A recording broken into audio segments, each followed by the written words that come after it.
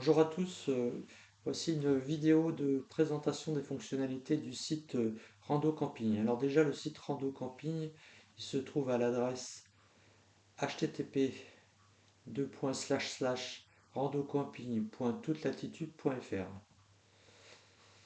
Rando Camping c'est tout attaché et toute latitude c'est au pluriel et tout attaché. Donc le site c'est un site qui a vocation à aider les randonneurs à trouver des hébergements, que ce soit des campings, des auberges de jeunesse, des gîtes d'étape ou des refuges. Alors il se compose en fait essentiellement d'une carte sur laquelle sont affichés sous la forme d'icônes tous les hébergements.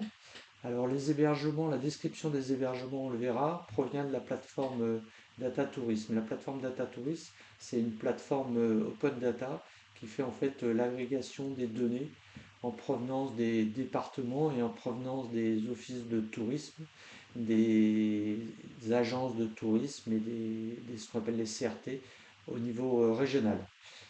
Donc vous avez alors déjà vous avez la possibilité pour la partie carte, de changer les fonds de carte. Donc là, on est sur le fond de carte CycloSM, mais vous pouvez choisir le fond de carte OpenStreetMap, ou alors prendre un fond de carte de type Esri, ou alors même des fonds de carte de type IGN, donc IGN plan, IGN carte, ou IGN même IGN topo. Vous pouvez aussi prendre des fonds de plans d'images satellites, donc que ce soit les images Esri ou bien les images photos de l'IGN. Je reviens sur le fond de carte CycloSM. Ce site il est destiné aux randonneurs, donc vous avez la possibilité de pouvoir afficher les itinéraires pédestres. Alors ça correspond essentiellement au GR. Vous avez la possibilité d'afficher les véloroutes, que ce soit les eurovéloroutes, véloroutes de niveau européen ou les véloroutes de type de niveau national. Et vous avez enfin la possibilité de filtrer les hébergements qui sont affichés. Ici sont affichés par défaut les campings qui sont dits non classés et les campings 1, 2 ou 3 étoiles. Alors les campings non classés, en fait, ça correspond à des campings qui sont soit effectivement non classés, c'est le cas par exemple des campings municipaux, mais c'est aussi des campings où tout simplement la donnée data tourisme ne précise pas si c'est une, deux ou trois étoiles. Donc dans ce cas-là, ça reste des campings non classés. Vous avez aussi la possibilité d'afficher des campings de type 4 et 5 étoiles, les campings à la ferme, les aires naturelles, des aires naturelles de camping, des aires de bivouac, des auberges de jeunesse, les gîtes d'étape et des refuges, et des campings naturistes. Alors ce qu'il faut savoir, c'est que toutes ces données-là proviennent de la plateforme Data Tourism, qu'on verra, il y a la possibilité de les enrichir via le site Rando Camping, mais ce qu'il faut savoir, c'est que les données peuvent être incomplètes et un des objectifs du site, c'est aussi de compléter ces données-là de façon à ce que ces filtres-là soient les plus efficaces. Autre précision importante, les aires de bivouac et les aires naturelles de camping ne viennent pas de la plateforme Data Tourism, mais de la base de données topo de l'IGN. Alors pourquoi faire un site pareil? Je dirais c'est il y a deux objectifs. D'une part, c'est de consolider les données concernant tous les hébergements, et d'autre part, c'est d'offrir une application qui permette aux randonneurs qui préparent un itinéraire de trouver les itinéraires, de trouver pardon, les hébergements qui seront au plus proche de son itinéraire. Généralement, c'est vrai à vélo, mais c'est encore plus vrai à pied. On construit son parcours ou ses étapes en fonction des hébergements, sauf à bivouaquer bien sûr. Donc c'est pour ça qu'au niveau des menus, alors le menu se trouve en haut ici à droite. Le menu vous permet d'accéder à un certain nombre de fonctionnalités. Dans le cadre de cette vidéo, pour pas que ça soit trop long, on va regarder uniquement ce que j'appelle les recherches à proximité d'un itinéraire ou les recherches à proximité de lieux. L'objectif en fait c'est de présélectionner des hébergements à partir de ces hébergements qui sont identifiés, de retenir ceux qui nous intéressent, de façon à pouvoir produire à la fois un fichier PDF qui aura toutes les informations sur ces campings, mais aussi un fichier .gpx, donc une trace GPX, qui contiendra la localisation de ces différents campings. Donc je vais vous donner l'exemple par exemple d'une recherche à proximité d'un itinéraire. Je vais prendre le cas par exemple du... Donc là il faut charger une trace. Donc là je vais prendre le cas de la véloroute V56 qui est entre Vézelay et Limoges. Et là, par exemple, je vais regarder tous les hébergements qui sont dans une distance, allez, on va dire, de 12 km. Alors, point important, c'est que les hébergements qui seront présélectionnés par la recherche sont filtrés par les cases à cocher qui sont ici. C'est-à-dire que si vous ne cochez pas, par exemple, air naturel, vous n'aurez pas dans les résultats les airs naturels. Donc ça, c'est un point important. On va lancer la recherche. Donc je lance la recherche. Voilà, donc là, ça nous affiche en fait autour de la trace, ça nous affiche en jaune tous les campings qui sont dans le périmètre des 12 km qu'il y a. Et à ce stade-là, ce qu'on souhaite, c'est maintenant retenir un certain nombre de campings. Et pour ça, on a deux possibilités. Soit on les sélectionne directement au niveau de chacun des campings, soit on regarde dans la liste qui est ici. Alors la liste est établie du nord au sud et de l'ouest à l'est. Donc là, par exemple, imaginons qu'on parte de Vézelay. Si je clique ici, voilà, ça nous emmène directement sur le camping de Vézelay qui est ici. On voit que c'est un camping qui est non classé. Bon, peut-être que l'information n'est pas disponible simplement. Et voilà, donc ce qu'on fait, c'est qu'on fait je fais le choix de le choisir, donc je vais le cocher. Après, parce que je connais un petit peu l'itinéraire, je ne vais pas regarder tous les campings, mais je sais que je vais passer par la Charité-sur-Loire et ça serait peut-être bien que je m'arrête par exemple je pense que c'est à Varzy, donc Varzy, je vais m'arrêter, je vais regarder quand même le camping, voir, voilà, donc là ceci est un camping, probablement un petit camping, et je vais aussi le retenir, donc je le choisis. La Charité-sur-Loire, je sais que je veux m'y arrêter, je peux regarder, mais ouais, je veux m'y arrêter aussi. Donc je le coche.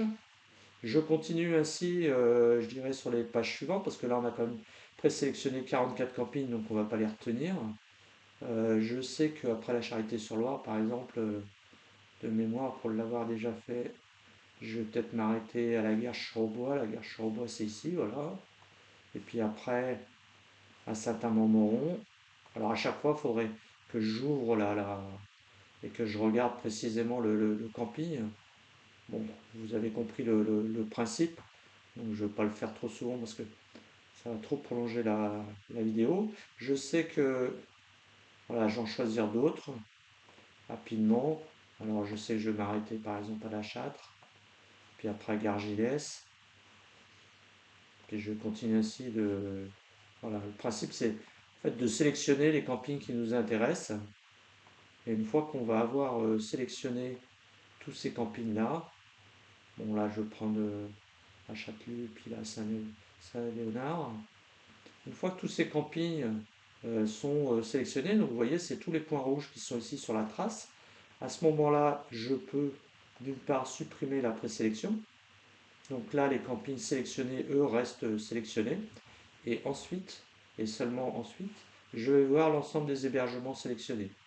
Là, je retrouve ma liste. J'ai la possibilité de à nouveau aller les voir dans le détail. Mais bon, je sais que c'est ceux que j'ai sélectionnés. Donc à ce stade-là, je peux produire le fichier PDF en cliquant sur le bouton qui est ici. Ça va m'ouvrir une fenêtre, voilà, et on me demande d'enregistrer un fichier PDF que je vais enregistrer. Ce fichier PDF, je vais vous le montrer. Alors, il comporte en fait les renseignements sur les 11 campings qu'on a sélectionnés. On retrouve au début du document, alors on retrouve au début du document un préambule, pardon, qui simplement qui rappelle que les données pouvant parfois être imparfaites, d'une façon générale, c'est mieux de téléphoner la veille à un camping, par exemple, pour savoir si, ne serait-ce que s'il y a de la place ou si, ou s'il n'est pas fermé. D'une façon générale, et c'est aussi l'objectif du site, si vous trouvez des données qui sont fausses, que ce soit un numéro de téléphone ou une adresse internet, etc., bah, je vous engage, on le verra après, à faire une demande de modification du camping en question. Donc là, dans ce document, vous allez retrouver classé du nord au sud les différents campings avec les informations dont vous avez besoin. Donc là, après, il vous suffit d'embarquer, de prendre ce fichier PDF sur votre téléphone, par exemple, et vous avez avec vous tous les éléments qui vous permettent en fait bah, je dirais, d'organiser votre voyage en cours de route. Bon, alors on aurait pu tout écrire à la main sur une feuille de papier, mais c'est vrai, ça aurait été assez fastidieux avec des risques d'erreur. Donc voilà pour ce qui est du fichier PDF. De la même façon, je reviens en arrière, vous avez la possibilité de télécharger le fichier GPX. Donc là, c'est pareil, on vous propose de télécharger le fichier. Alors l'avantage du fichier GPX, donc là je vais l'enregistrer, c'est que ce fichier-là, avant le départ, bah, vous pouvez le charger sur un site de type Visu GPX, et puis je dirais peut-être modifier votre itinéraire en fonction des hébergements que vous avez choisis. Mais vous pouvez aussi l'embarquer sur des applications de navigation de type Osmand ou LocusMap. Donc, ce qui est encore mieux. Donc là, vous avez toutes les informations. Vous aurez les informations en termes de, bah, je dirais, téléphone, email et puis Internet. Mais vous aurez aussi la localisation précise du camping. Alors vous allez me dire, c'est bien joli tout ça, mais donc là, juste pour désélectionner tous les campings, il suffit de cliquer la case à cocher qui est là, et tout le monde, tous les campings redeviennent de couleur bleue. Vous allez me dire, peut-être c'est bien, mais j'ai pas forcément une trace GPX, donc comment je peux faire? Alors déjà, vous pouvez, je dirais, ici sélectionner manuellement à la main chacun des campings. Voilà. Mais bon, donc après, pour les désélectionner, il vous faut aller dans hébergement sélectionné et puis les désélectionner. Mais vous pouvez aussi faire ce que j'appelle une recherche par lieu. Donc en fait, vous vous mettez à un endroit, je vais me mettre ici par exemple, je vais choisir ce lieu pour la recherche, et puis je vais dire que je veux tous les campings dans ce périmètre-là sur 16 km autour, parce que des fois on ne fait pas forcément un itinéraire, on reste à un endroit, et on aimerait bien savoir bah, qu'est-ce qu'il y a comme camping dans ce coin-là. Donc à ce moment-là, vous lancez la recherche de la même façon et il vous donne l'ensemble des campings qui sont dans ce périmètre-là.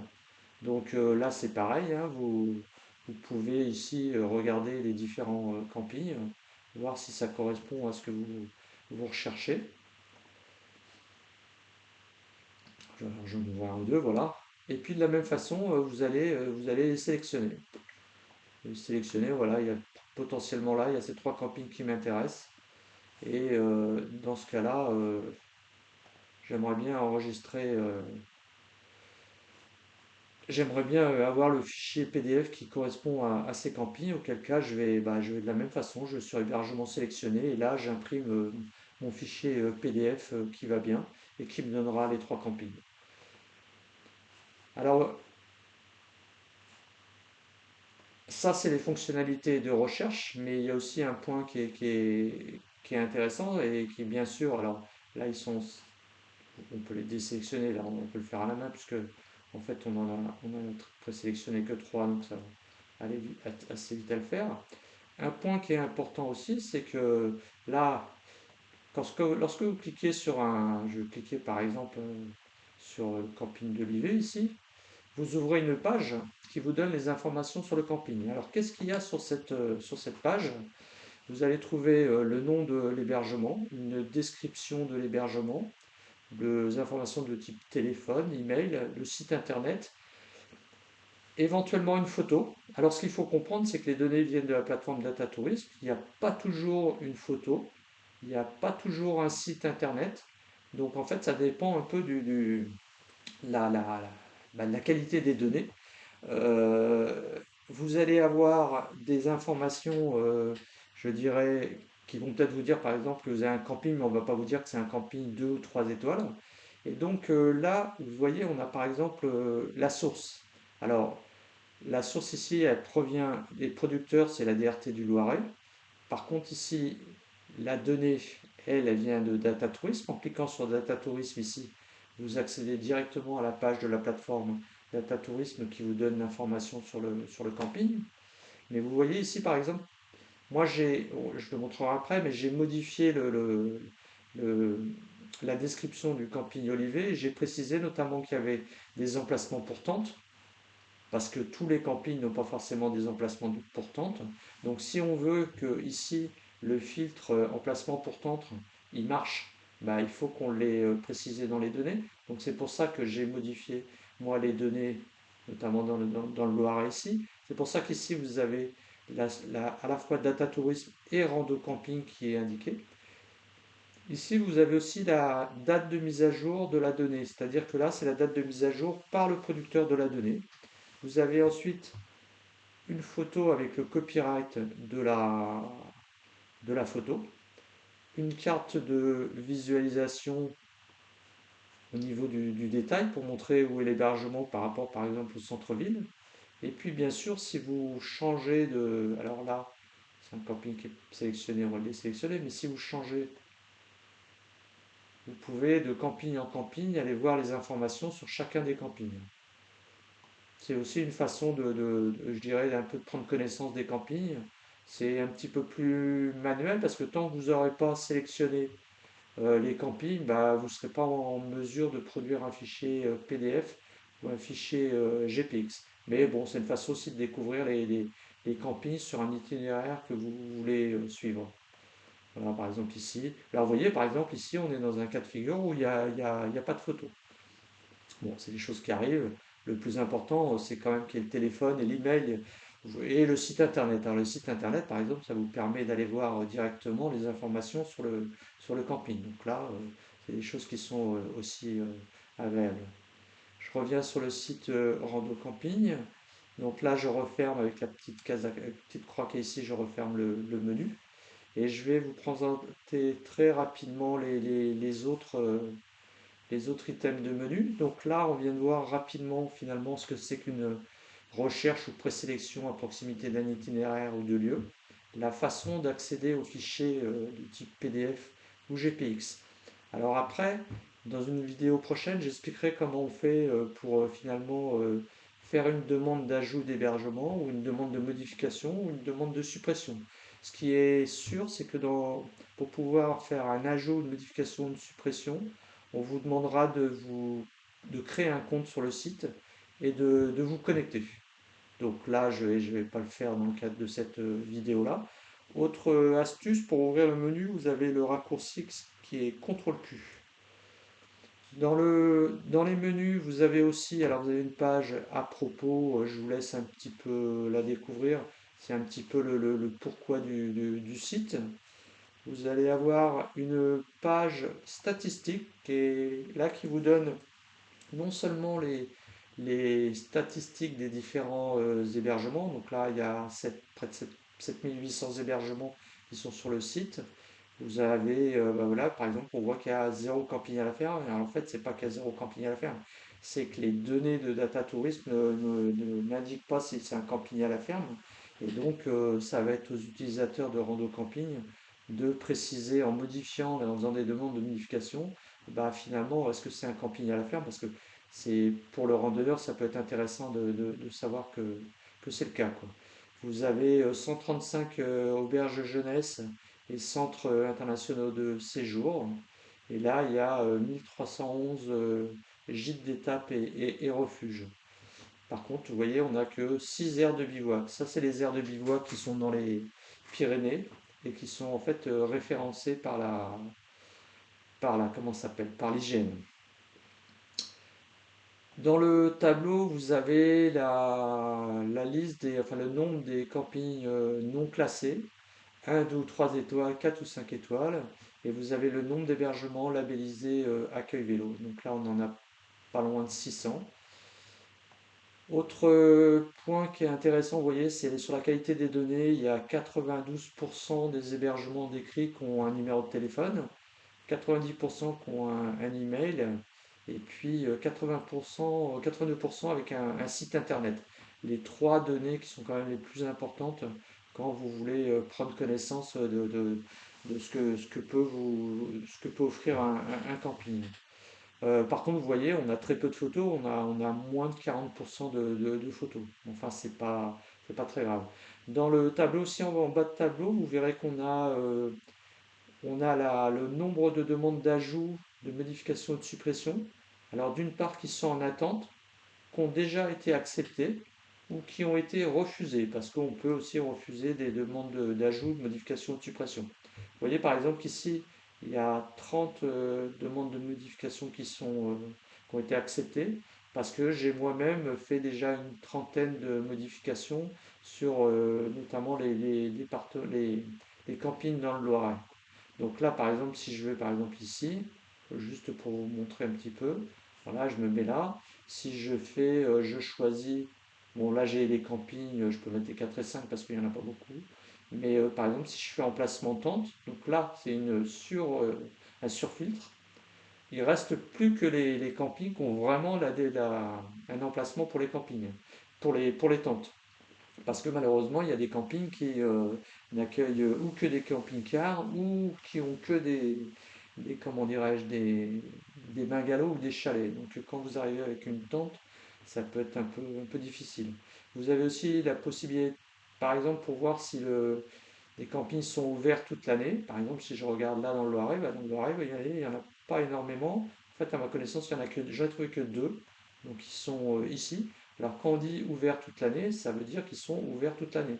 Et dans ce cas-là, c'est ensuite à vous d'aller, en cliquant sur le lien du camping, d'aller voir enfin, je vais dire, enfin voilà, c'est le camping et qu'est-ce que c'est que ce camping et pourquoi il est ouvert toute l'année, etc., etc. Donc ça dispense pas d'aller voir les informations sur le camping lui-même. Autre, donc ça je vais refermer. Autre surfiltre qui est bien sûr intéressant notamment pour les cyclistes, c'est l'accueil vélo. Donc voilà, si je mets l'accueil vélo, on voit ici que en fait, il n'y a que les campings quasiment le long là on devine bien l'Eurovélo 6. Et puis ici on a l'Eurovélo 3 qui est par ici. Probablement ici, là. Oui, là, on doit le voir le Loire à vélo ici, par exemple. Voilà, donc ces surfiltres-là, ce que j'appelle des surfiltres, ils deviendront de plus en plus efficaces au fur et à mesure que que les utilisateurs auront précisé pour les différents hébergements, oui, c'est un hébergement qui autorise les tentes, oui ou non, il n'est pas ouvert toute l'année, il est saisonnier, et oui, il est accueil vélo. Et c'est une fois qu'on aura, alors bien sûr, il y a d'autres choses qui sont importantes, par exemple, ça peut paraître anecdotique, mais si je prends par exemple ici les campings naturistes, je pense que c'est quand même. Alors, là, je fais des bêtises. Voilà, camping naturiste, vous voyez, il y en a à peu près que 35 de mémoire. Il doit y en avoir 35 qui sont répertoriés. Ils sont ici en bleu clair, on les voit pas très bien avec ce fond de carte. Mais en fait, il y en a beaucoup plus. Et c'est tout simplement qu'au niveau des données de data tourisme, on ne précise pas si le camping est naturiste ou pas. Donc ça peut être un peu gênant. Donc voilà. Donc bon, je pense que ça va pas prendre beaucoup de temps de préciser ces campings-là parce que je pense qu'il y en a 60, 70 peut-être en France. Donc ça va aller assez vite à indiquer. De la même façon, vous voyez, si je veux voir les gîtes d'étape, voilà, on a des gîtes d'étape et des refuges. Alors évidemment, on a beaucoup de refuges, je dirais, je dirais en montagne. Ça ne veut pas forcément dire qu'ils sont accessibles, par exemple, à vélo, hein. Mais ça, c'est un autre souci, quoi. Voilà, donc, et puis enfin, ici, vous avez les auberges de jeunesse, les 135 auberges de jeunesse qui sont affichées ici. Et pour la petite histoire, les 6 aires de bivouac référencées par l'IGN se trouvent ici dans les Pyrénées. Donc voilà, ici, si vous avez... Alors juste pour... pareil, là je viens de cliquer sur le bivouac. Concernant l'IGN, vous n'allez pas avoir de lien vers la plateforme Data Tourisme puisque ce n'est pas des données Data Tourisme. Par contre, vous avez ici une référence sur dans la base topo en l'occurrence de cette aire de bivouac. Si je zoome ici, je pense qu'on le voit sur la carte. On devrait le voir probablement. Alors à moins qu'on n'ait pas les bonnes cartes. Si je prends une carte, si je prends une carte IGN, ouais,